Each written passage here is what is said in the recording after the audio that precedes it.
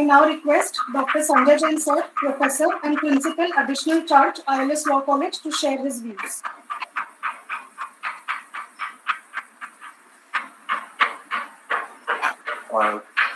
Good morning, everybody. Today's honorable guest speaker for the public lecture, Professor Vibhash, Honorary Secretary, Indian Law Society and Director, Academic and Administration, ILS Law College, Joshi Madam. My colleagues, Vice Principals, Dr. Patil Sir and Dr. Jayabhai, other faculty members, honorable members of Governing Council of Indian Law Society, invited guests, ladies and gentlemen, and dear students. It gives me immense pleasure to be speaking on this very important occasion, and I'm very fortunate to have personally involved myself in organizing this signature event of the college at least twice before I assumed the charge of the principal. And on both the occasions, it was a pleasure to pay my very humble and honest homage to Professor Sathe with the organization of the event. Now, what I want to do very quickly is to very briefly let you know about the college, and then maybe about 2 minutes I may have my take on the topic. Why I want to speak about college? For two reasons. There may be some invitees who may not know about the college, and secondly, we are celebrating the centenary year of the college also next year, just like we are now in the centenary year of the society. ILS Law College, apart from offering both 5 years and 3 years LLB courses, also offers a postgraduate program, and we also have a PhD law center. Besides, we also offer a number of diploma courses. And apart from curriculum, the college also ensures that we organize numerous extracurricular activities, cultural programs, and other legal events. One of the most coveted events of our college is, of course, remembering Professor S.P. Sathe event. And I'm happy to inform all of you that this is the 16th edition of this coveted program, and even the paranoia of pandemic has not deterred us from continuing this event.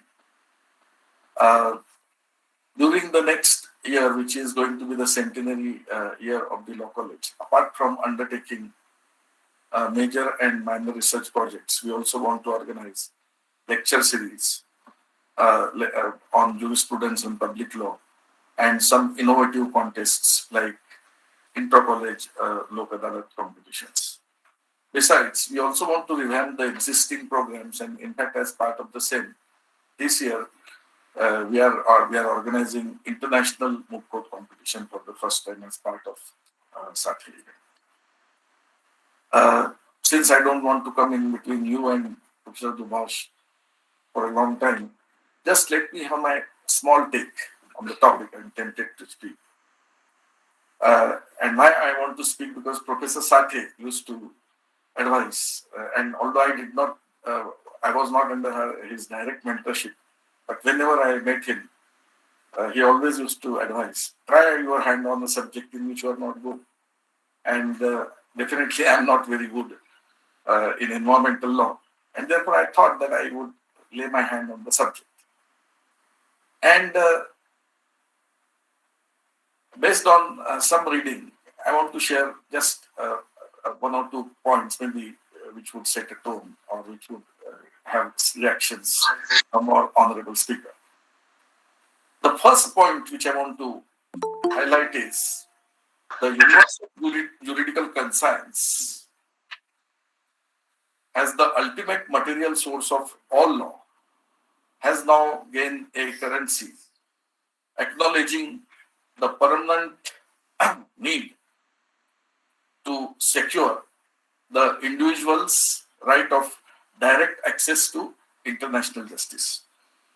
So if it is now the currency that individuals have direct access to international justice, can there be any other more important topic and more inherent topic than climate justice, for which individuals should directly be able to access international justice?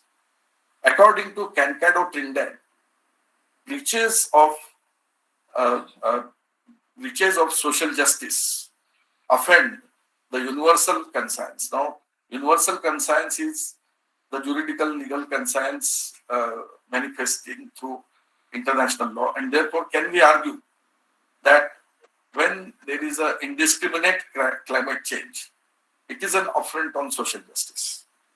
And when we talk about social justice, I remember the preamble of Indian Constitution and Article 38, where the term social justice is explicitly used.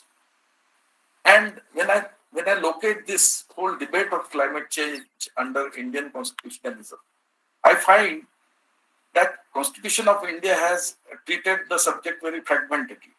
For example, forest and agriculture are state subjects, and yet most of the environmental legislation has been enacted by center through the treaty making channel. So there is a fair amount of asymmetry. Besides, I also want to raise this fundamental issue, whether principles evolved under UNFCCC framework, whether these principles are the principles akin to Article 38 of ICJ. I would like to end by saying that since climate is besides borders, it's beyond borders, can we say that we are now in post-sovereign era, and therefore we have to accordingly make necessary changes in our constitutional architecture. I am sure that Professor Dubhash, in his characteristical way, is going to enlighten us, and it is going to be intellectual feast to listen to him. I wholeheartedly thank the organizers for giving me this wonderful opportunity to reflect and speak to my mind over this important topic on this important occasion. Thank you very much. Thank you so much, sir. Before we move ahead and before we actually start listening to Dr. Dubash, we have made a small video which captures the theme of this particular event, Professor S.P. Sathe event. And I would now want to share with the audience this small video.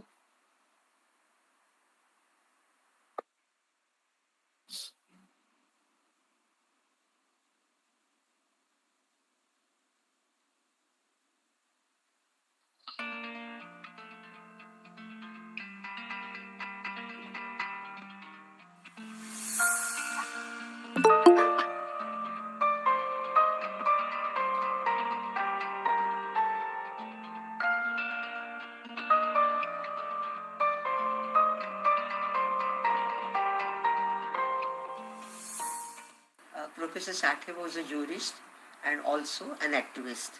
He always fought for social causes.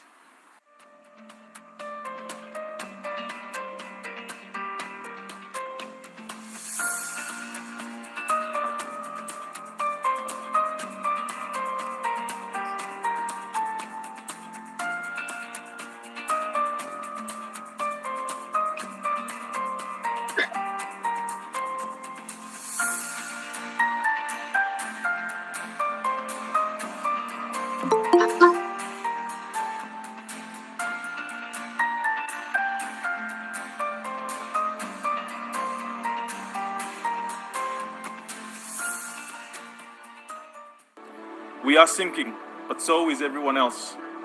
And no matter if we feel the impacts today, like in Tuvalu, or in 100 years, we will all still feel the dire effects of this global crisis one day. We cannot wait for speeches when the sea is rising around us all the time. Climate mobility must come to the forefront. We must take bold, alternative action today to secure tomorrow. Faftailasi, Tuvalu Modetu.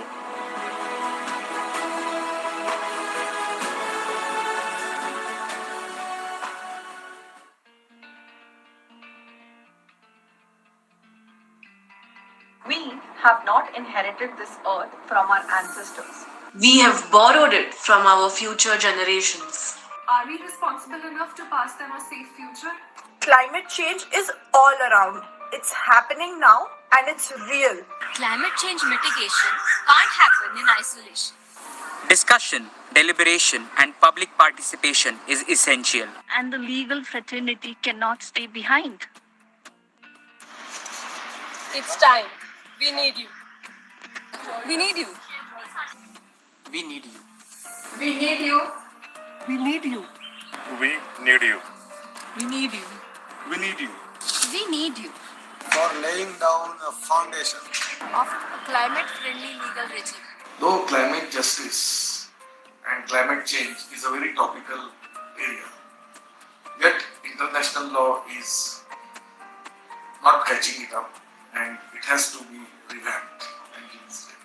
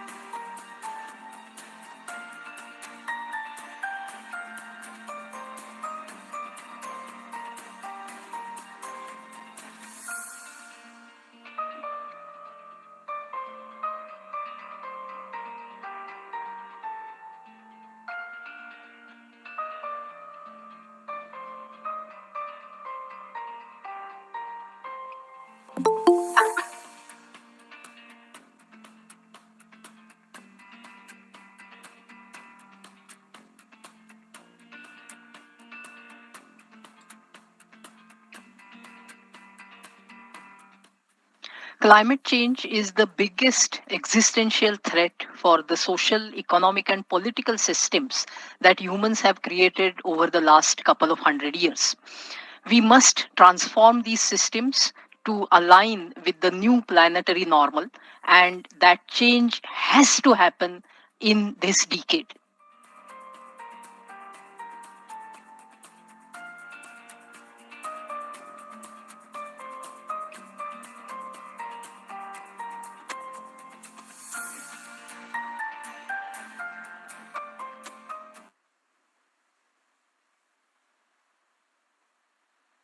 The race for development is on, and so is the fight against climate change.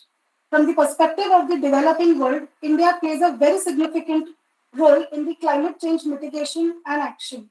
It is thus pertinent to understand the relationship between development and climate change action necessary for India post the Glasgow event. To throw light on this, we have with us Dr. Navroz Dubash. Sir is a professor at the Center for Policy Research. Sir has been actively engaged in climate change debate as a scholar, policy advisor, and activist for 25 years. He was instrumental in establishing the Global Climate Action Network in 1990. He is currently a coordinating lead author for the Intergovernmental Panel on Climate Change. Sixth assessment advises the UNEP Emissions Gas Report Steering Committee and has been a member of the Scientific Advisory Group of the UN Climate Action Summit. Within India, Sir has been a member of the group that developed India's low carbon strategy for inclusive growth and the Committee for a long-term strategy for low carbon development for India. In 2015, Sir was conferred with the 12th PM Khosrow Memorial Award for his work on Indian and global climate change governance. Sir is also awarded with the SR Sen Award for the best book in agricultural economics and rural development. He is a prolific writer and has written numerous articles and books on the subject of climate change. As a part of his academic work, Sir serves as an associate editor of climate policy and is a member of the editorial boards of the Global Environmental Politics, Energy Research in Social Science, Environmental Policy and Governance, and the Journal of Environment and Development. We welcome you, sir, and I now request sir to address this gathering.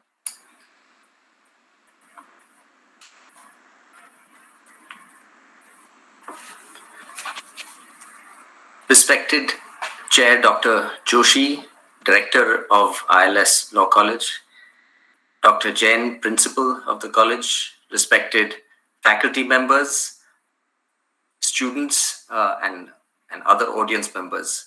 I am really very grateful and in fact deeply humbled to be asked to give this lecture today on the occasion of the commemoration of Dr. Sathe in the 16th annual lecture. I also very much appreciated the video that I just saw and the energy and enthusiasm and understanding and passion for the issue that was very much evident. I look forward to this lecture a great deal, but I will also confess to some trepidation. I come to this conversation not as a lawyer, but as somebody who is an academic spanning politics, policy, governance, somebody who dabbles in the policy space, somebody who tries to go back and forth between international and national debates. So I hope to bring some perspectives to this conversation and hear back from you as in fact Dr. Jain shared with us some very enlightening opening comments so that we can make this a conversation to the extent possible, because there are certainly things that this August group brings that will be beyond my knowledge and my skill set, and I hope to bring my part of the conversation to this as well. Perhaps I could ask the organizers to please share my slides.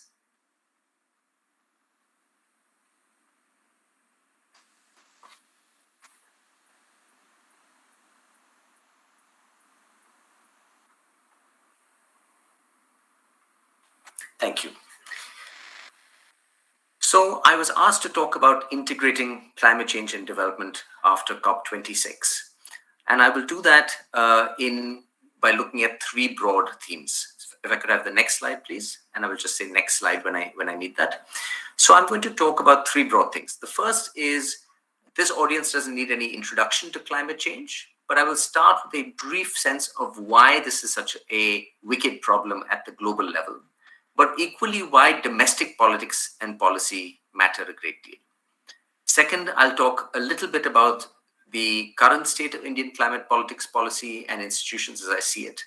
And where I really want to spend my time and share some ideas and thoughts for reflection is on new directions for India. And for this audience, I thought it best to try and focus on new directions in the law and institutions spaces rather than talking too much about particular policies. Next slide. So why is climate change such a wicked problem? And it's worth sort of starting these conversations with an appreciation of why this is such a difficult challenge to solve. The first, of course, is scientific complexity. We have had at least 2 decades where people have questioned the science behind climate change. I think that moment is now past us. Very few people are questioning the science itself. But there are still debates. Is this an environmental challenge of the sort that we have managed before, that human ingenuity can solve? Or is this an existential threat, something that has been evocatively called hothouse Earth? Are we headed towards a hothouse Earth that will make life itself, if not unlivable, then certainly deeply unmanageable? So there are different views on this. The second reason it is so complex is that it is a problem of unprecedented scale and scope. And what we mean by this is that climate change is baked into the whole process of industrial development. So human development can be thought of as the co-evolution of productive capacity and fossil fuels ever since the first steam engine in the UK in the mid-1800s. So this has been the course of human evolution, has been inextricably tied to fossil fuels. To reverse this, we have to change that relationship to fossil fuels in a time period that is much shorter than the time it took for us to develop this relationship. So it is woven into the fabric of industrial society. In addition, to address climate change consideration, we can't put this in a silo. This is not something one can hand over to one ministry or another, and I'll come back to this as a major theme of what I talk about. We have to integrate climate change into sectors as diverse as energy, water, agriculture, land use, urbanization, and so on and so forth. So our typical governance structures are not very well set up to deal with something as integrated as climate change. The third reason climate change is a wicked problem is we have conflicting interpretations of how we actually talk about the issue. How do we see the issue? Is this an environmental issue? Many people approach it as if it is in fact an environmental issue. But is it also a justice issue? I think Dr. Jain made explicit mention of this as well. Is it first and foremost a question of justice and having access to a climate safe world? Is it also a north-south issue of justice? Should we consider justice issues within the country?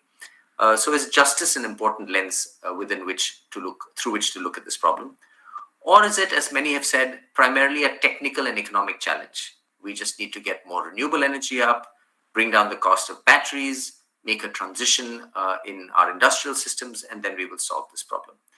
So how you see this problem and how you think of the solutions and even how you talk about it actually depend on these conflicting interpretations of the challenge.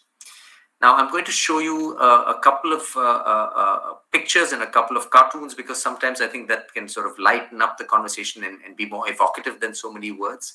But I want to then, with the next slide, give you a snapshot of how we have tried to solve these problems. And I'm not going to spend much time deliberately on the global negotiations in this talk, and I'll explain why. But having told you what a wicked problem it is, how complex it is, we then have a system of trying to solve this at the global level that is very cumbersome, which are these annual and then occasional intersessional climate negotiations. We all see the headlines around November or December, Glasgow, before that Paris, before that Copenhagen, when I took this picture.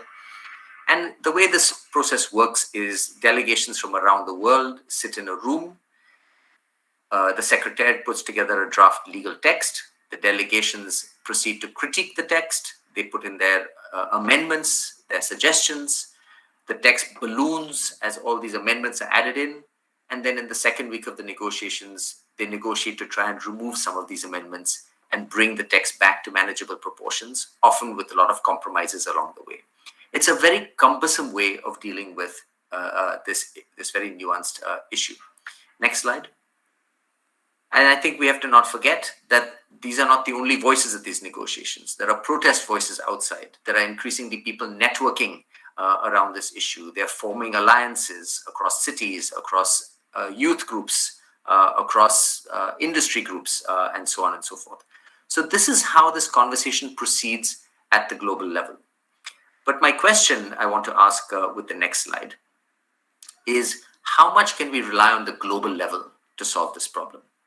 And I have, over the last 20 odd years that I've been working on this, in fact, it's now, I've missed a decade. It's actually close to 30 that I've been in and out of this issue.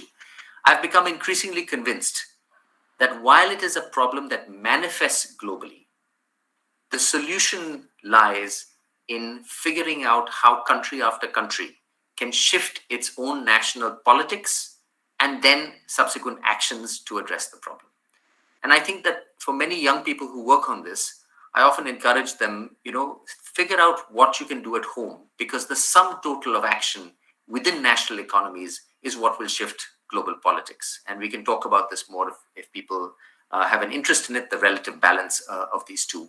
But I now want to turn to trying to understand how those of us engaged in the conversation in India understand the sorts of things that matter to how India talks about climate politics. So one foundational view is that climate change is a question of justice and fairness and equity, and that this has a strong north-south axis, that India and other developing countries did not cause this problem.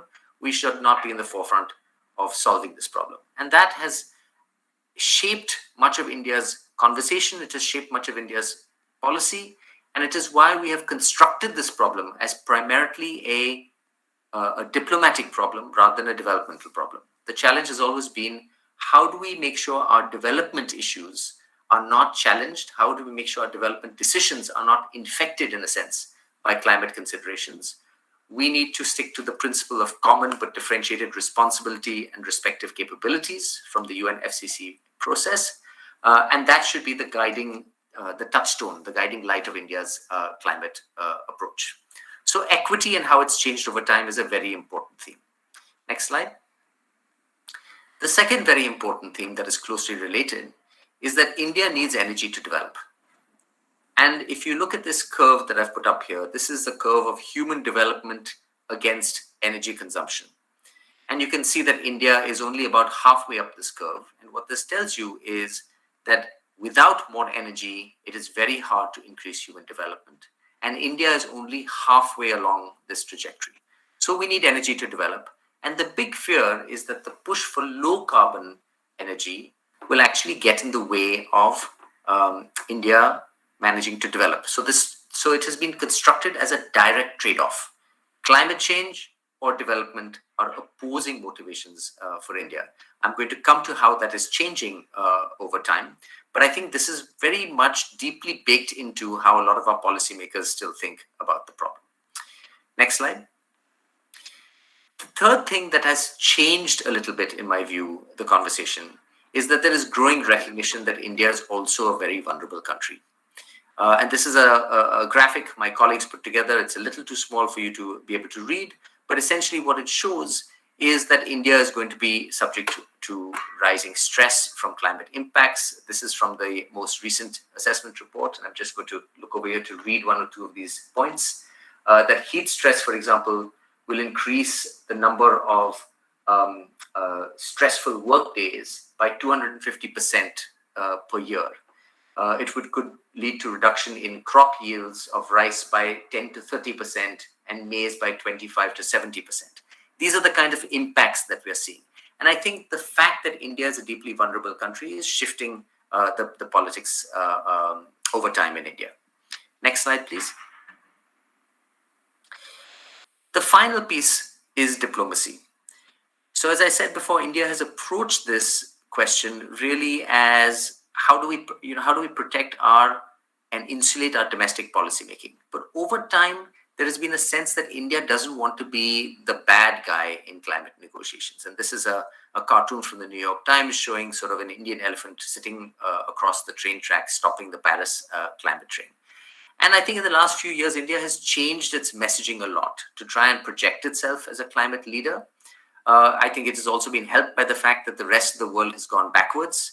Countries like Brazil, the US, Australia have had leaders who have been close to being climate skeptics. And so India has looked better and better. But all of these things have shaped our perspectives. And there's been a change over time to the point where I think India is now more and more keen to engage the climate problem. That original view about keeping it at arm's length has now shifted. And I think the youth voice has been very important, as we've heard in the video that was just presented, and not just the youth, of course. I don't mean to by any means disregard the views of the faculty on this call and people of my generation. We've also, of course, given much more attention to this issue, but I do think we shouldn't discount the importance of the youth voice in shifting the conversation a little bit. So let me then turn with the next slide to a discussion of three aspects to quickly take us to where India is at the moment, before I get to where I think India should be in terms of thinking about the interaction between development and climate change. And I'll go through this next section a little bit rapidly to leave time for the last piece that I really want to cover. Next slide. Okay, so in terms of the politics, the equity story that I was talking about has substantially given way to the story around climate co-benefits. So can India pursue development and climate mitigation at the same time? And this is sort of a no regrets narrative. And this cartoon that I like very much basically has a speaker at one of these climate conferences talking about co-benefits, much as I do at many events. And somebody in the audience says, what if it's a big hoax and we create a better world for nothing? And that catches the spirit of this, which is that there is no downside to India doing all these things for development that will also bring climate gains. And I stress this point because I think it's been very important in shifting how India approaches this problem. And this really started around 2009 with the National Action Plan. And it opened the door to much more policy making in India. Next slide. The question is, are we then going to move from this co-benefits point of view, which says we will do things that allow both things to happen together, to prioritizing climate change as something that we should take seriously, even if it challenges or places more obstacles to some of our development? And I don't think that we are there yet. And I don't know what I think about this transition as yet, because I do think that there is a strong point that the North has to lead on this issue for reasons of climate equity.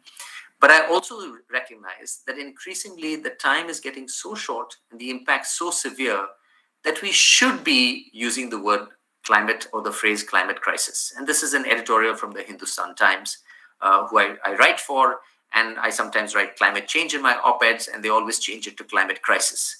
And it's an interesting moment, I think, where the language, people are trying to change the language. I feel like India is not driven by this as yet for policy, but I think that we are on the cusp of taking climate more seriously. Next slide.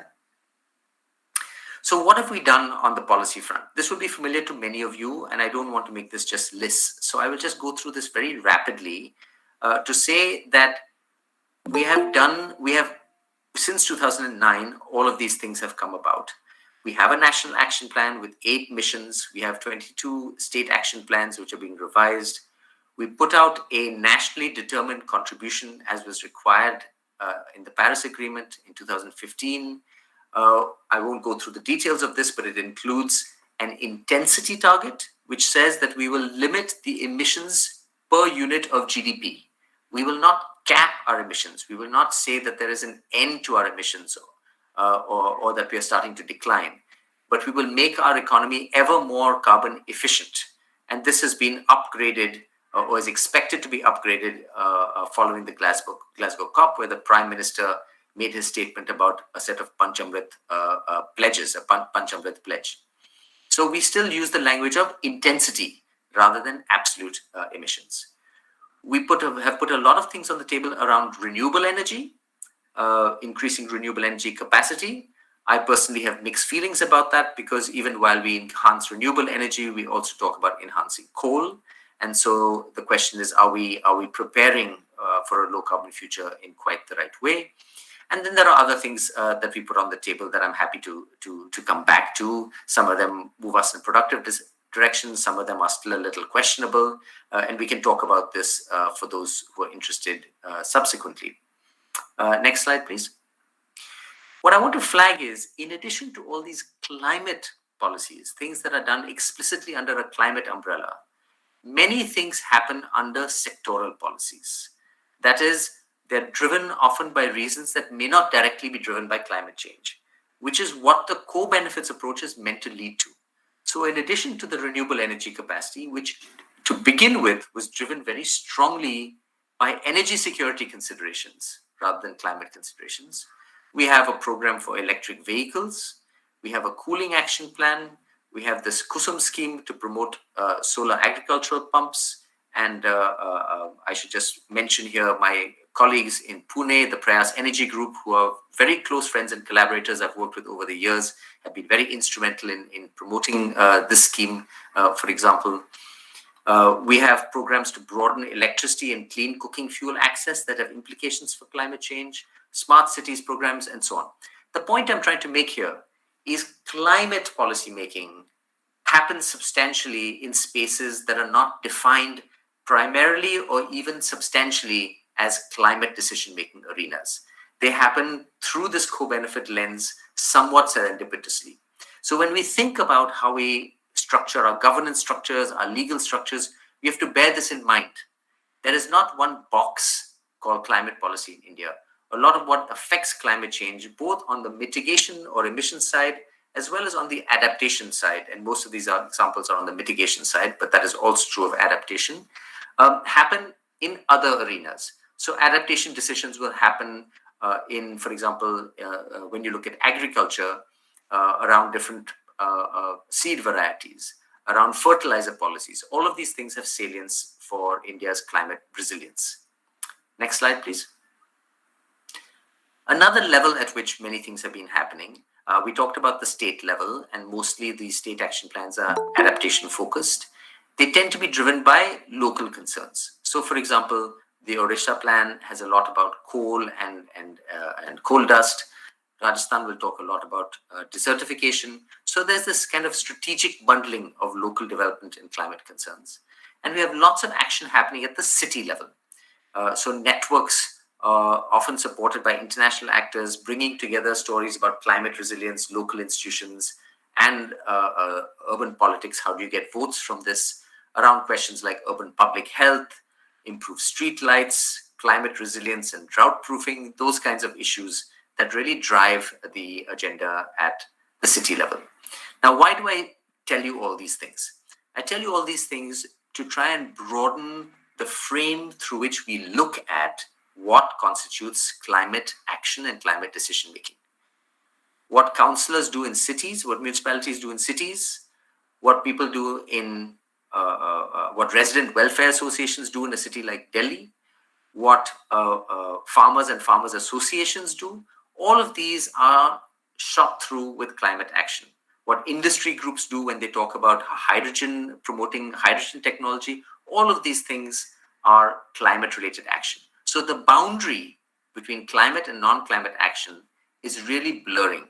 And the question is, are our legal and governance systems up to date to address that very broad framing of what constitutes climate change policy and action? So next slide, please. The third piece I want to quickly take you through then is the evolution of the institutional framework. And this mirrors what I've tried to tell you, this broadening. If you look pre-2007, we basically had a few technical ministries, the DST, and we had the Ministry of External Affairs and a few research institutions. I'm sorry if these are very small, but basically it's diplomatic bodies, technical ministries. This is now at the center. This is pre-2007, before the co-benefits logic hit. Next slide.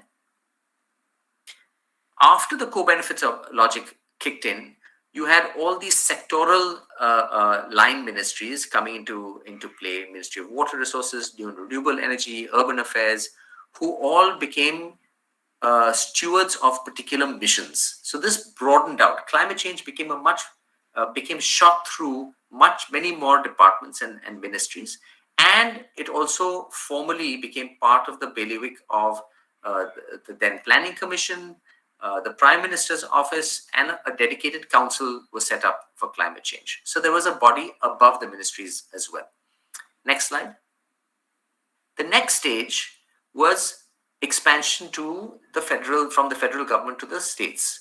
So subnational governments, city governments, and many more external donor agencies. The Planning Commission gave way, of course, to the Niti Aayog. But you can see from these charts how many more boxes in government are involved. Now, that doesn't necessarily say the quality of that engagement is increased, because in each of these boxes, there are at most 1 or 2 people devoted to climate change. Even in the Ministry of Environment, Forest and Climate Change, it's a very small number. But it is that broadening that I want to point to. Next slide, please. Okay, so where do we stand now before we look ahead? The co-benefits approach has successfully fostered a very opportunistic logic to climate change, where we can make climate change, embed climate change in other decisions around energy, renewable energy, and so on and so forth. We will do so. More recently, you're seeing that with electric vehicles. You might start seeing some of that language on the adaptation side when you start talking about water policy, but much less on the adaptation side. But the co-benefits approach has opened the door to this opportunistic approach. Institutional linkages, as I showed in the institutional slides, have proliferated, but they have tend to remain in silos, which is not great when you're talking about something like climate change. So different ministries really talk within each other. There's been limited attention to center-state coordination. The states are still sort of residual actors in climate governance. And so the question I want to put before you, given the shift in idea where we're taking the climate crisis more seriously, where we have a decade and more of experiences, is this a moment where we should be thinking about shifting from opportunism to strategic action in climate change? Really thinking about the long term, really thinking about the linkages with broader policy making and development. And there are at least 2 ways in which we should approach this. One is, in my view, to think about low carbon development transitions. And this point of view is basically informed by the fact that a high carbon route to development is no longer possible. Whatever we may say about north-south equity, the fact that developed countries have primarily caused the problem, the high carbon route is closed to us. We cannot, for example, build our future industrialization on steeply ramping up coal like China did just 10 or 15 years ago, because the global carbon budget, the total availability of carbon, is really limited. Now, we could claim that we should have most of that carbon, and we do claim that, but there's two problems with that argument. The first is the only way we can use that carbon is if the developed countries really very rapidly cut back, practically to zero, to leave us the space. And that's not going to happen. It's just geopolitically not possible. So given that, we will see more climate impacts, and we are a deeply vulnerable country. So we will be the first to suffer from that. The second reason it's not a good, very convincing argument is, if we were to use all the carbon that we are entitled to, we would, in 10 or 20 years, be a low technology society, because the rest of the world is moving to low carbon technologies. So we don't necessarily want to use all that carbon. For our own sake, we need to be accelerating to a low carbon future, which means our processes of industrialization, urbanization, thinking about coal dependent areas like Jharkhand and Chhattisgarh and other places, how do they transition in a way that doesn't put the burden on coal communities and workers? These are all questions we have to think about now. And India is at a very important place because we are increasing our GDP quite sharply. We're going through a demographic transition. We're going through an urbanization transition. And so if we don't change the quality of our growth, we risk locking into a high carbon pathway. So this is our chance to avoid that high carbon pathway, and we have to do it very deliberately. The second set of transitions is on the adaptation side. We have to mainstream resilience. So resilience, climate resilience, has to be part of all of our decisions. So for example, recently in the budget, we announced a stimulus package, this Gati Shakti package, where we are going to invest substantially in infrastructure. The question is, did we look at the infrastructure investments we're going to make through the lens of what it means for climate resilience? And I don't think we did. Some of the things will be positive, like, for example, some of the railways, investment in railways and railway efficiencies. Some of the others on coasts and on ports and roads and so on, maybe less so. So all these mainstream economic decisions now have to be viewed through the lens of climate resilience as well. Okay, next slide, please. So, given this, if we are really about now thinking about how do we build a state, a governance framework that is ready for climate change, then how should we be organizing our conversation? So the point I'm trying to make is we need to be shifting from this episodic, opportunistic, ad hoc approach to a more systematic approach. And could legal and institutional changes help with this?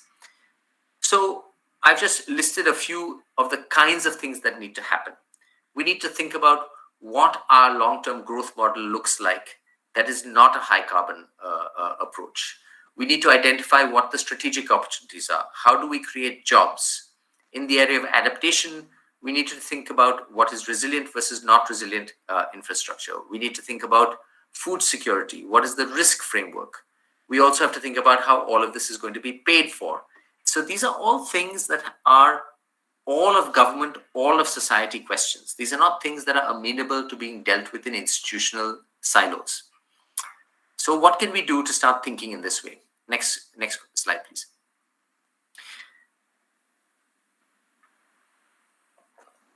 So I'm going to pause here to pose this question.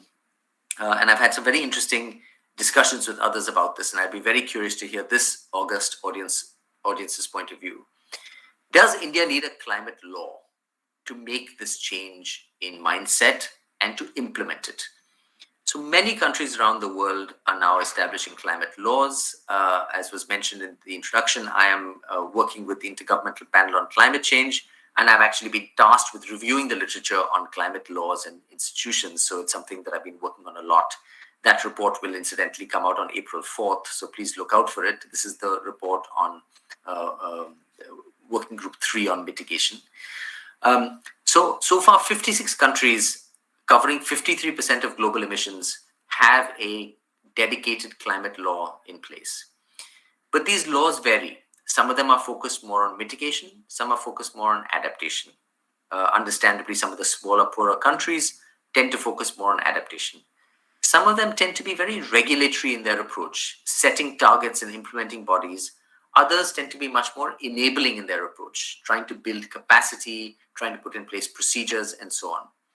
Some of them aim squarely at mitigation, and some of them aim much more, for example, South Korea, at low carbon development. And that's an important distinction, because they're not saying we're only going to look at emissions. They're saying we're going to look at emissions plus jobs, plus local environment, plus energy security, and other such objectives. And we're going to recognize that there may be trade-offs across them. Next slide, please. So if we talk about legal interventions, it's important to recognize that there's not only one approach to doing this. And I personally have not made up my mind on what makes sense for India, but this is something I'm actively thinking about. And as I said, I'm not a lawyer, I'm working with lawyers, but this is a conversation I would very much invite this room into. So what is often done in many parts of the world is a framework climate law, which is an overarching law that creates a unifying basis for climate policy. Here, there's a division between two approaches. As I said, there's a regulatory approach which sets outcome obligations. So, for example, the UK has 5 yearly carbon budgets for their economy, and they have now put in place a net zero target. That is, the total of emissions minus uptake of emissions, or sinks, will be zero by a particular year. So these are outcome obligations, and backed by interim limits, and then there's a mechanism to try and achieve that. Other countries, and I've given the example of South Korea here, have more of an enabling approach where they say, look, we don't think that some of these outcomes are actually justiciable, and so we're going to put in place process obligations to try and force administrations and the executive and bureaucracies to go through procedures that make it more likely they will address climate change. And they address issues like, do we have the capacity to address climate change? And in my view, if we go down the unitary law approach, the latter would probably be more suitable for India for all kinds of reasons, not least of which are some of the historic justice and equity reasons. And also because for India, we have many other objectives we are trying to achieve simultaneously, and we should have a legal framework that takes account of that. Others suggest that we may not need a law at all, a single unitary law, that we should have a dispersed upgrade to our existing legal framework, that there are enough legal tools in the toolkit to address climate change. We can strengthen elements of the Environmental Protection Act, we can strengthen elements of the Water Act, the Disaster Management Act, and so on, and we can address climate change by making sure that we refresh and update appropriately and cleverly the various existing laws. Next slide. A related question is, do we need a law at all, or do we need legal changes at all, whether it's dispersed upgrade or a framework law? So the arguments for why we might need a legal upgrade are that without a law, it's very hard to have a common national narrative and strategy for low carbon development. So, for example, the South Koreans have made it very clear that their legal framework is about low carbon technologies and low carbon creation. The South African law that's under discussion makes it very clear that it's about job creation in low carbon industries, and so on. So there's a unifying narrative. Another reason is that institutions, and this is the conventional wisdom at least, when they're backed by law, may have greater impact. And the kind of institutions we're talking about are coordinating bodies, knowledge bodies, and so on. A third reason is that a legal framework would better empower and enable states to devise resilient futures. At the moment, they're very much subject to the kinds of directives handed down from the Ministry of Environment, Forests, and Climate Change. And finally, a law will lend the kind of credibility and empower actors and ministries to make sure that we can harness financial and other resources for action. The flip side is that a dispersed upgrade can more effectively mainstream climate concerns. Why do we want to try and create an omnibus law which might be very confusing, either because you have to deal with the difficult political question of defining limits, or come up with an effective way of creating enabling structures depending on which route you choose in the framework law side. Another perspective is that executive and regulatory actions are adequate. When I have conversations, for example, they point to all the things that have already happened and said it's not clear that we would do much better with a law. Yet another argument is that effective institutions need not be law-backed, and the Planning Commission has often been cited to me as an example. Of course, ultimately the Planning Commission had to give way, but for many years was very powerful without actually having statutory backing. And the final point is that, especially at this moment where federal conversations are quite fraught, that a new central law could actually disempower states and distort both federal and sectoral decisions. So I put these out to you as kind of arguments. May I just ask for a time check? How much longer do I have in the 45 minutes that I should be speaking for? Another 5-7 minutes is okay? So you have another 10 to 15 minutes. Okay, great. Let me go with the next slide, please. I do want to make sure we have some time for some questions. Related to the legal issues are a set of institutional challenges. Now, India is not alone in this. In India, climate change has been handed to the Ministry of Environment, Forests and Climate Change, as the name suggests, and the conduct of business regulations of the Government of India state this very clearly, that MOEFCC is the nodal ministry. And this is true of many countries around the world. But there's a real challenge here. Trying not to be too blunt about this, the Ministry of Environment in most countries, including India, is not that high in the pecking order. It has limited ability to convene ministries that are perceived as more powerful, to coordinate them, tell them what to do. It has limited analytical capacity. So if you're driving changes that need to be economy-wide changes of many more powerful sectors, urban development, energy, coal, water, forests, etc., well, forests is part of MOEFCC, of course. Then the question is MOEFCC the right, is giving any sectoral ministry the right place to be assigning this role?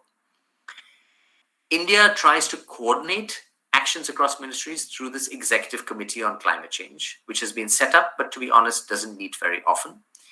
And from my understanding, the Executive Committee is a committee of secretaries that reproduces the sort of ministerial hierarchies that I discussed just a few seconds ago. So it's not clear that that actually is as effective as a coordinating body.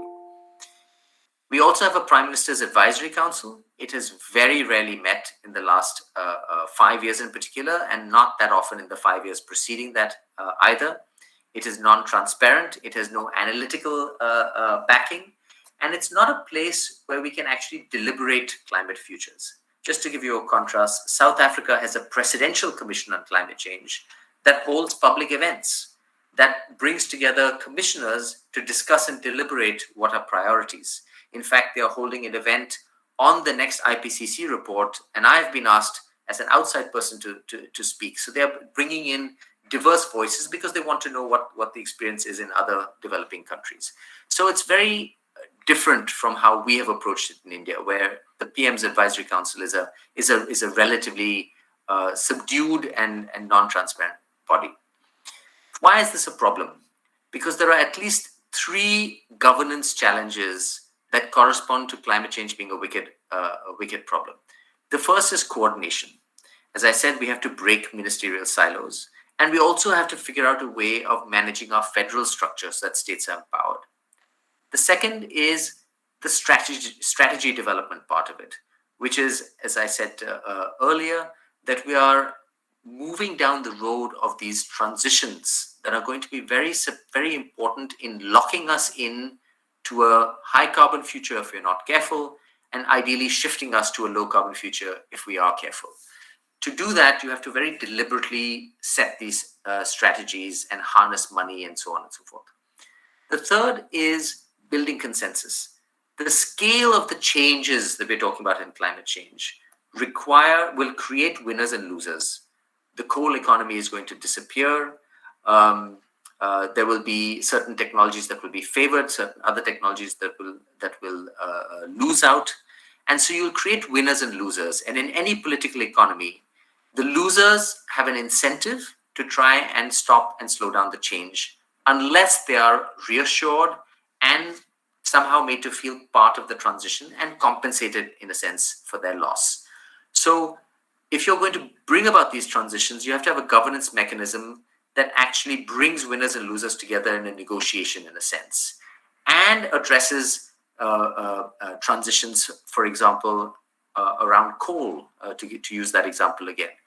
Are we just going to abandon coal-dependent regions? If we're not going to abandon them, then we really have to think about alternative livelihoods over a decadal timescale. And so we have to start that conversation now. Where are the jobs going to come from in Jharkhand and Chhattisgarh? Where is the money going to come to develop those new industries and so on? So these are three big governance roles. Next slide. So I won't go into this in great detail, but what we have proposed in some recent writing is that India would be well served creating a low carbon development commission, which is this box here in the red, which will interface with non-state actors, industry, investors, and so on. It will also be in touch with line ministries. It will also be in touch with the Executive Committee on Climate Change, and it's the idea generation part of the whole process. And we also need to deepen the capacity within line ministries. There are already climate cells, but they're staffed very, very inadequately. So the idea of a low carbon development commission is sort of an institutional innovation to jumpstart and spur conversation about low carbon futures. And if I just go to the next slide, I'm going to go through these a little quickly. And because we don't think our governance system is such that you can have an outside technical body telling ministries what to do, what we are suggesting, just to put this idea out there, is the idea that a body like the Low Carbon Development Commission will come up with, will convene different actors, come up with suggestions for a low carbon future, and ministries will be asked to report back on what they think about those suggestions and how those suggestions match with their own plans. So in a sense, it's kind of a nudge strategy. It's not a technical body telling government what to do, but it's a technical body injecting ideas and trying to win constituencies who will then provide political backing for those ideas. So the spirit of this is that institutions and organizations can shift politics by generating knowledge and by creating broad platforms. And we've seen this in country after country. In fact, we've seen this in India, where renewable energy was a very marginal conversation. And then once we created the mission, the National Solar Mission, what happened is that the renewable industry had a champion within government, and they were then able to actually have more of a voice. So we're trying to replicate something like that. Next slide, please. The next big thing that we have to think about institutionally is how do we unlock state action? We have a centralized federal system, relatively centralized compared to other federal countries, but the states are crucial. And I think that was also said in the introductory comments, that many of these ideas are actually, many of the decisions lie with states. So what we are thinking about here is the idea of structured opportunism. So we already have this opportunistic structure, but we enhance the potential for that opportunity. So states are unleashed, in a sense, to experiment and come up with diffuse new politics. For example, states are incentivized to get together with other states. So mountain states combining, coastal states combining, forest states combining, coming up with transformational ideas that then get funded by the center. And if we go to the next slide, I won't go through all of this in detail. It's a little confusing, but the idea is to augment capacity within the states, improve coordination across the states, and provide incentives within states. Now, we may agree or disagree with these specific suggestions, but the point is that we need to unleash the power of the states to experiment and try out new ideas, and then when they're successful, transport them across states and provide them with the information and resources they need to actually implement things. So next slide, please.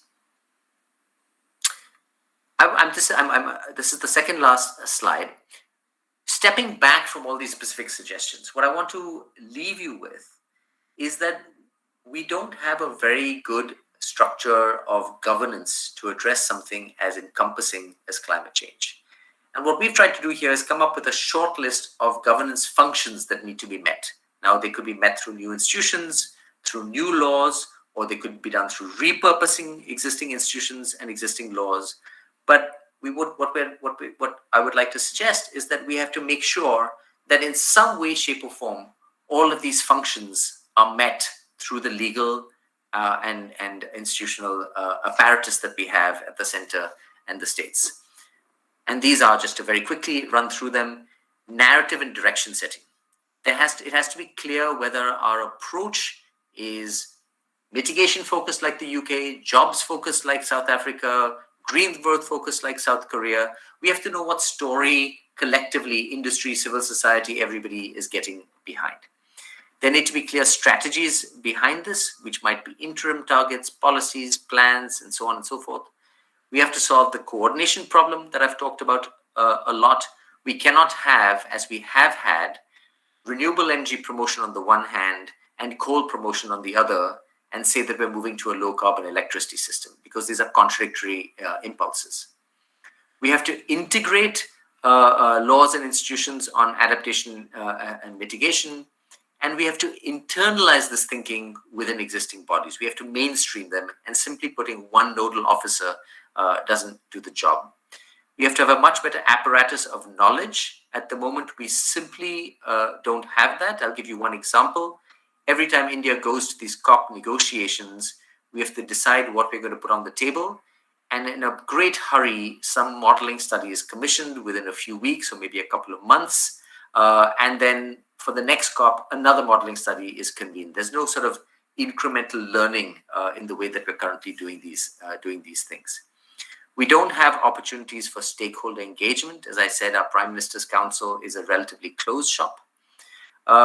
We need to better figure out ways of financing implementation. At the moment, the mechanism we have is ad hoc bodies like the Finance Commission or the budget setting process of the Finance Ministry, but there's nothing that is dedicated to thinking about long-term finance for the kinds of transitions that climate change needs. We don't really think through enforcement, oversight, and accountability, in part because we've adopted this opportunistic approach. If we're moving to a strategic approach, we need to close the loop and say, how are we making progress towards these objectives? So the message I want to leave you with is that if we're serious about climate change, and we can go to the next slide, if we're serious about this, perhaps we do need to shift our thinking on our governance structures, on our legal frameworks, on the kinds of institutions. And so just to quickly sum up the argument then, climate change is a wicked problem. We do need global coordination. I don't mean to say that we don't, but we definitely also need to rethink national development politics, policies, and institutions in all of our countries, and in our case, certainly in India. India has made quite a few strides in shifting politics, enhancing policies, and deepening institutions, but these have been characterized by opportunism rather than strategic intent.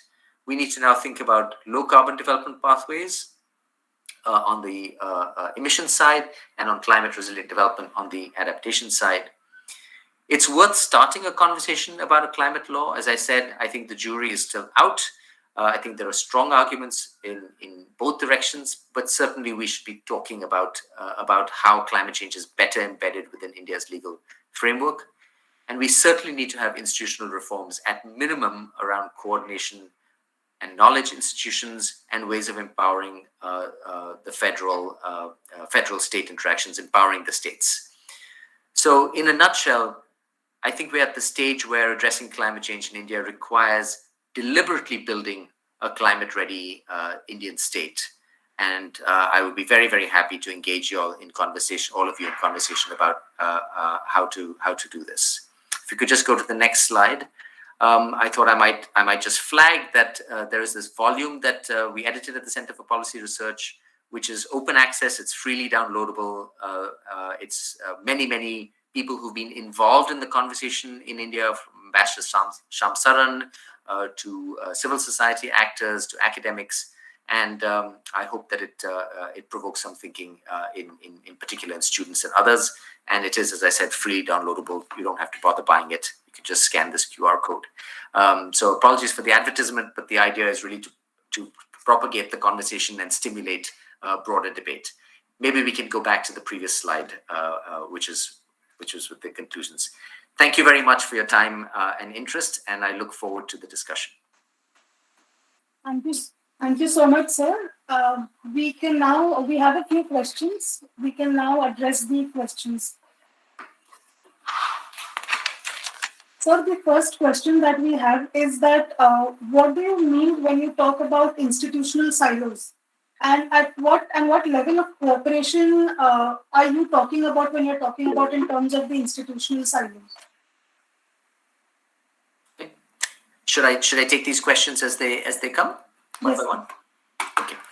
So when I use the term institutional silo, what I mean is that we have a governance system which has worked for many issues. So you might have an education ministry, you might have a health ministry, you will have an urban development ministry, you will have a certainly power ministry. Now, how is this going to work in a context where, when you're looking at the future of electricity, for example, the future of renewable electricity is likely to be dispersed, not these big power stations. If we are to move to a renewable energy future, a lot of the challenge is going to be in how we manage to bridge the fact that renewable energy is intermittent, which means the sun doesn't always shine and the wind doesn't always blow. Therefore, we need battery technologies. Now, one of the most effective ways of managing battery technologies is by putting batteries within buildings or by putting them within cars. So suddenly you have your power system and your transport system interlinked intimately, and maybe also your buildings. Now, these all sit in different ministries. And in fact, the building issue sits at a different scale at the city and the states. So climate change requires you to coordinate in ways that current structures don't really allow you to very well. One of the big changes, as I said, in the power sector is this Kusum scheme for renewable energy-powered solar pumps for agriculture. Now, again, that requires conversation with the agriculture ministry. So as long as you have vertical organization of all these decisions, it makes it very hard to have the horizontal linkages across issues that you truly need to have integrated solutions. So that's the point that I'm trying to make. Can I ask a question, please? Yes, please. Yeah. Looking at the demographic situation and composition of India, and looking at its economy, which is mainly directed by agriculture, what model of development do you suggest? And which will have its impact on climate change, so that the development is both vertical as well as horizontal. Yes. So what model would you suggest? The modern Western country model of development, or the Gandhian, or a wire media between the two? That will decide our impact on climate change. Thank you. Thank you so much. I think it's the right kind of big picture question to be asking. I will in a second share my views, but I will note first of all that the primary thing we are urging is that we actually start having a national conversation about such questions. And the examples I've given of South Korea, South Africa, and others, they are having these conversations very clearly. So, for example, in South Africa, they know that their dependence on coal has to end, and they don't want the poorest people in South Africa to bear the cost of shifting away from coal. So they're trying to figure out what to do about that. You're asking an even bigger question, and clearly India is in a challenging place because, as you said, we're going through a demographic transition. We have to create, some estimates put it at 10 million jobs a year just to keep up with population. And our cities are, of course, swelling. This is happening at the time when the low-cost labor model of development that has fueled growth in China, Southeast Asia, and so on is drying up because of mechanization, artificial intelligence, which is even things like our neighbor Bangladesh. A lot of women have got jobs through the sewing and garment industry, and increasingly robots are now able to replace humans with sewing machines. So a lot of those opportunities are drying up. It's a really challenging situation. And so how are we going to create livelihoods for India's poor? I don't have an answer, but I think it's the right question. I will only give you one potential direction that is worth thinking about. At the same time as this is happening, the energy system is dramatically transforming. So I said that industrial development has co-evolved with fossil fuels, which means that we have had energy systems that have been driven relentlessly towards being bigger and bigger because of economies of scale. Per unit of electricity, it's cheaper the bigger you build a nuclear power plant, the bigger you build a coal-fired power plant. That is not true anymore with renewable energy. So if you have 1,000 gigawatt renewable energy plant, per unit, it's not cheaper than 100 gigawatt renewable energy plant because it's modular. The nature of the technology is different. What that means is you can have dispersed energy and dispersed development without giving up the benefits of economies of scale, which you would have had to do with the big coal-fired power plants. And so you now have this promise of having energy be powered in decentralized ways. We haven't fully thought about how you take advantage of that. But that, I think, is a very interesting idea that, if not entirely Gandhian, at least supports the idea that you can have small-scale development in ways that don't cost you in terms of the cost of energy, which with the old technology, you would have had to bear that cost. So I just offer that as a small reflection, but it is those kinds of bigger conversations that I don't think we've had. Maybe I'll take it one step further. In another example, we talk about electrification of rural India, but we think about that in terms of household basic access, one light, one fan, and so on and so forth. We don't think about what it would take to encourage livelihoods through electrification.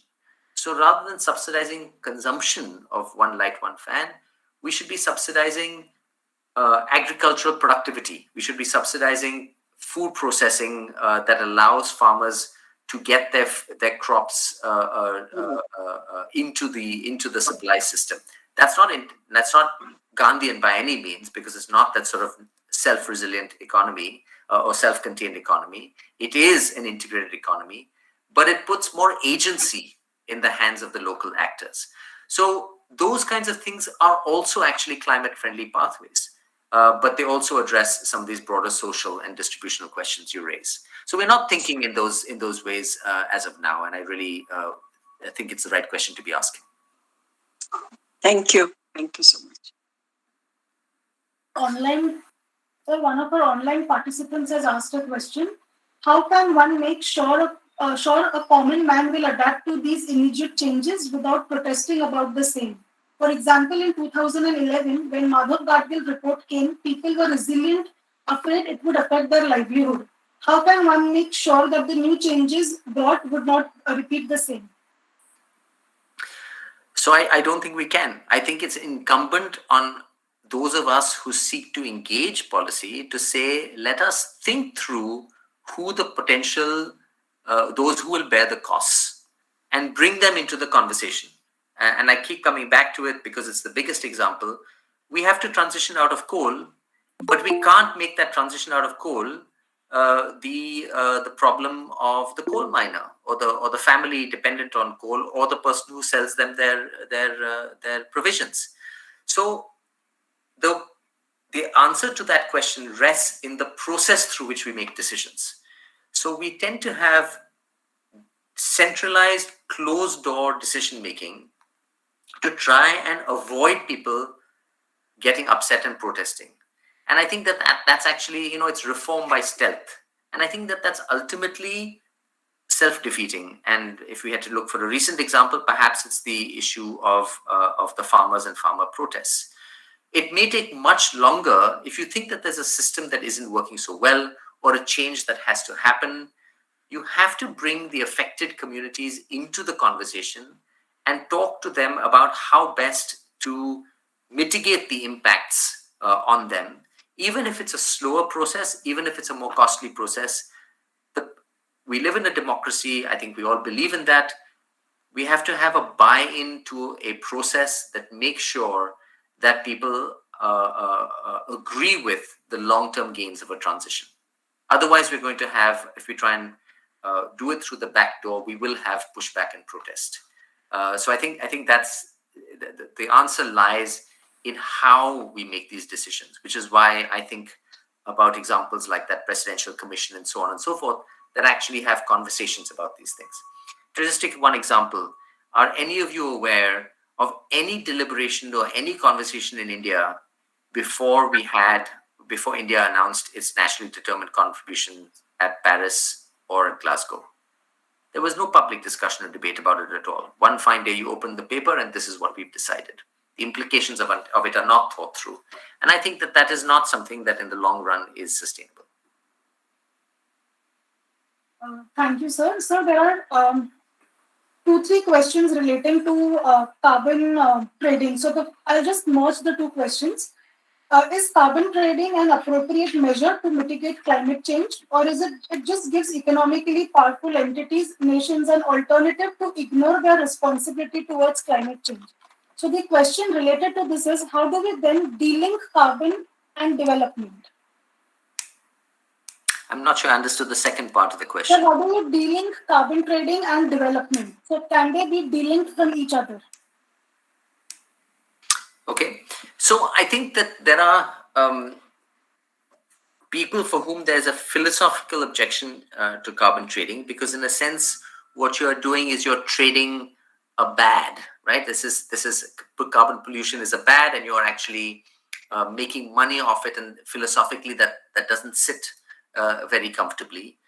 My own view is that I'm willing to be more pragmatic than that about the idea of carbon trading, and the idea that if somebody has an obligation to reduce carbon and they can do it cheaper in another jurisdiction, and they can credibly buy those credits, then I don't have a philosophical problem with it, but I do have a practical problem with it in 2 ways. One is that typically the allocation of who gets to keep the carbon and sell it is typically not done in ways that take into account equity. So powerful people tend to get the rights to carbon, because politically those powerful people are able to avoid systems that would spread the right to carbon more fairly. So that is practically what ends up happening. The second is it's very hard to manage. There's an awful lot of cheating that occurs. Let me give you an example. Suppose somebody in Germany says, all right, we need to reduce our emissions, and we will pay for an industrial boiler in India that is very inefficient to be replaced by a cheaper boiler. Now that sounds good, because at the end of the day, the Indian company gets a cheaper boiler. We use less Indian energy. At the moment, that's coal-based. We use less coal. There's less air pollution. Sounds reasonable. But what would happen if that Indian company would have changed its boiler anyway in 3 years? How long do you give the credits for? Do you give it for only for 3 years? Do you give it for 5 years? How do you decide how long the credit is to be given? So there's a problem with many of these carbon markets of what would have happened in the absence of that transaction. The problem with the counterfactual, as it's called. And we don't know the answer to that question. So you can only really have trading between 2 entities where the carbon is allocated on both sides. In India, carbon has not been allocated because we haven't actually created emission limits within India. So people are trying to take advantages of the gains of trade without bearing the cost of actually allocating that carbon. So there are many practical issues that I see getting in the way. With regard to the second question, the broader point I would say is I think there was a moment when people thought that the only way to solve this problem was by having lots of carbon trading. It's still a big part of policy conversations, but it's no longer as dominant. And one of the things that people, when they talk about pricing carbon, they talk about carbon taxes now, much more than cap and trade. And I'm much more comfortable with the idea of a carbon tax, which is that you raise the price of polluting. And I think that makes intuitive sense. It's much more easy to administer. But even beyond both of these mechanisms, the policy conversation, and you'll see this when the IPCC report comes out in a month, has moved much more to saying to address climate change, you have to think about big development transitions. How are your jobs going to be created? How do you build your infrastructure? The kinds of questions, the kinds of discussions we were having in response to the previous question. I think that bigger scale where climate is actually tied to your choice of development pathway is now becoming a more popular way of thinking about this problem than the more narrow view of carbon markets. And I personally think that's a good idea. Thank you, sir. Dr. Sanjay Jain has a question. Am I audible? Yes, Dr. Jain. Yeah, Professor Dubash, it was a pleasure to listen to you. And I think some Indians are really making big headways. Like I also saw the Lavanya's handbook on climate change. I think that is also the product of your center. My first point is I want to talk about the epistemic difficulty in comprehending or modeling the climate law, because if it is assumed that law operates autopoietically, if we assume autopoiesis as the origin of law, then I think the experiences which have to be captured from different directions, they are not captured by the so-called monocentric or static law, isn't it? And therefore, people like Margaret Davy are now developing new theories of law, like flat theory of law, with multiple centers of law. So when you suggest law, when you want a climate law, are you also suggesting epistemic shifts? Because till we change the epistemology of the law itself, no matter what kind of law you make, if you operate in traditional mode, I think the result will be same. So what do you think about the same? And my second and small point is this. When we talk about constitutionalism of India, can we take GST model and replicate it to regulate climate? For example, there is a pool of sovereignty, states and center coming together with the GST council. So can we have a similar council with powers, with real powers, and with real decision making to deal with the environment? Finally, I would just make a comment, and the comment is, there was a Brexit for Britain to exit from the European Union, but there was nothing like Brexit when Trump made an arbitrary decision to walk away from the Paris Convention. So why we are putting environment and economic matters on different ropes? I think both economic development and environment are equal. And I think if people like Trump in future want to exit, there should be Brexit-like process. They should not be allowed to just walk away arbitrarily.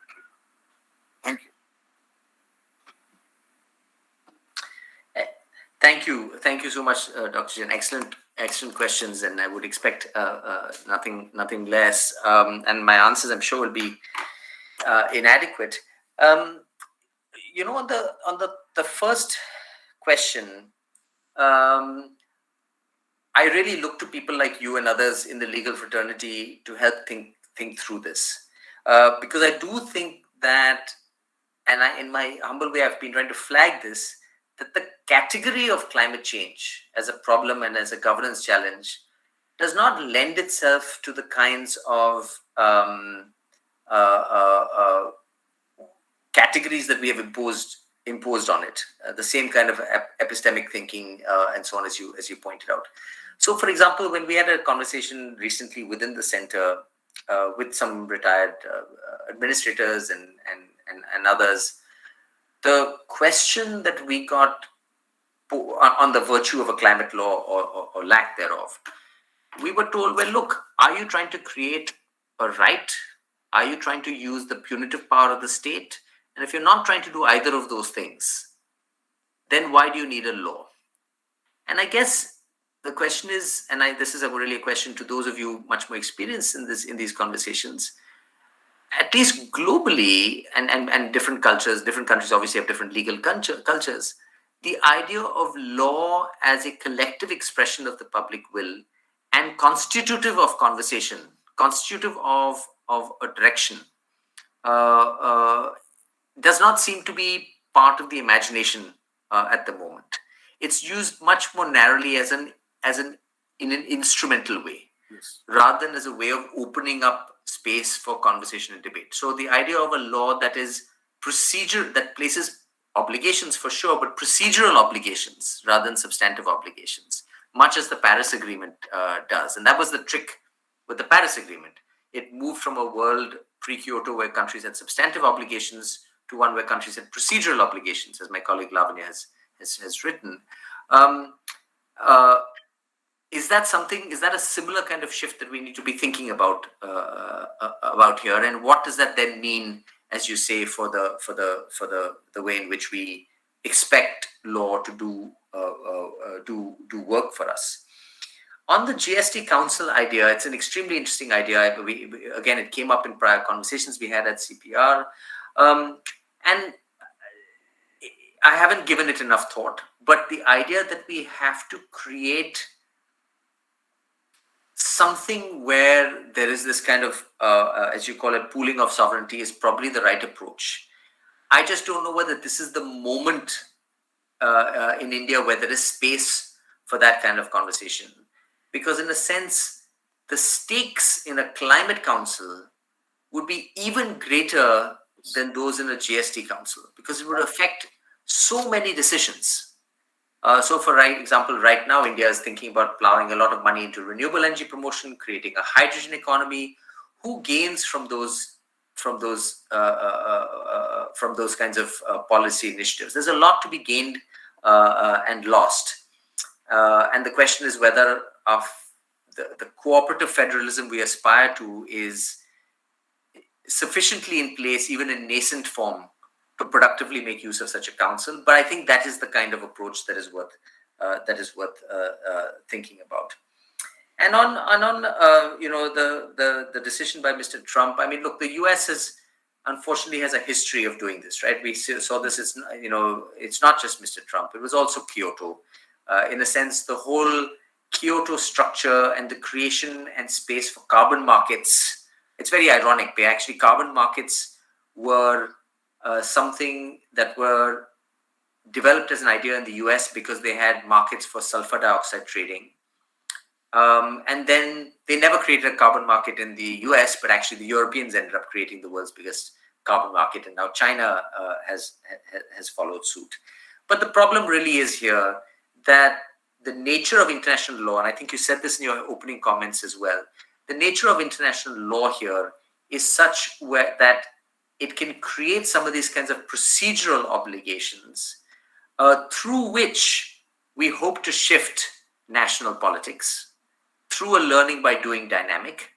But there are very few teeth, and Lavanya and I slightly disagree here, but very few teeth to actually enforce some of these practices and decisions of international law. So a country can walk away, and especially a hegemon can walk away, and there's very little we can do about it. And I think, though, what's interesting is with the Biden administration, I think if the US comes back to the table, and it has come back to the table, it is because they see they're starting to believe the story of economic opportunity.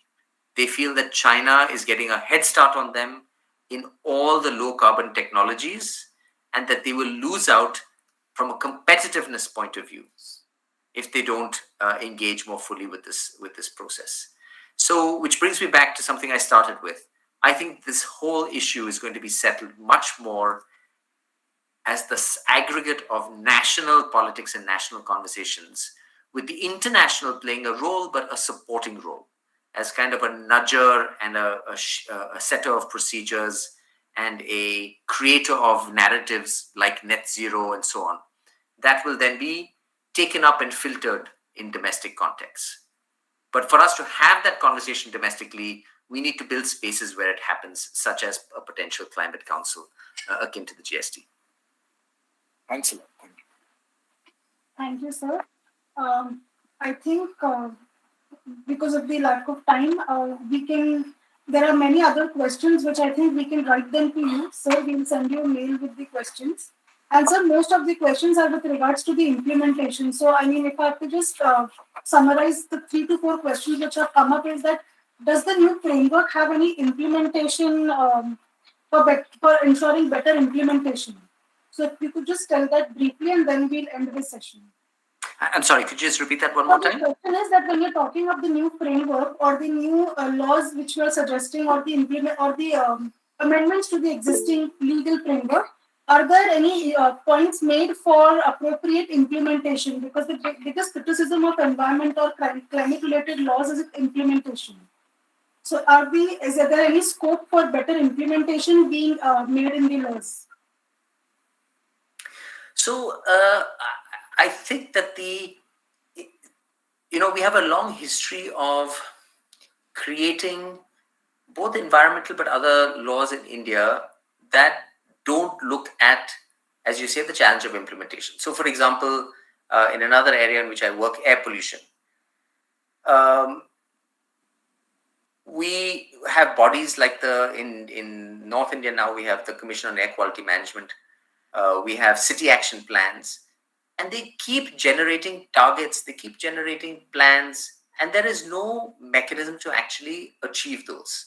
So we design, I think our problem is when we design outcomes without thinking about the implementation ability. So those two things have definitely got to be designed together. Now, if you are moving, so the way to do that, however, in my view, is not to get too carried away by outcome targets and metrics. And I see that there's a reference here to Mariana Mazzucato and the mission economy. I think we are at risk of getting a little carried away by this mission mode construct. Many things are too complex to be changed by simple missions. And even in India's solar energy transition, we have enhanced our solar capacity for grid connected solar, but we actually have another target on rooftop solar that has not been met at all. So you can't point to one and say that mission mode really works well and we should set these targets and outcomes. So I agree with the questioner that we have to think about our ability to implement. Just use the air pollution example. You can't say, as some air pollution plans do, that we will reduce industrial pollution when you know that the pollution control boards don't have the tools to actually penalize industrial polluters. They get dragged through courts, they have low penalties, they don't have the monitoring ability. In fact, remote monitoring is not even admissible in court as evidence. So we have to think about designing the rules and the laws with an eye to our implementation capacity while simultaneously beefing up implementation capacity. So it's a little bit of a convoluted answer, but I'm wrapping together the comment on implementation and the comment on targets, and I hope that's reasonably clear. Yes, sir. So with this, I would like to thank you, sir, for your comparative and critical analysis on the climate change, the need for climate change law in India, and as well as India's domestic, as well as international requirements.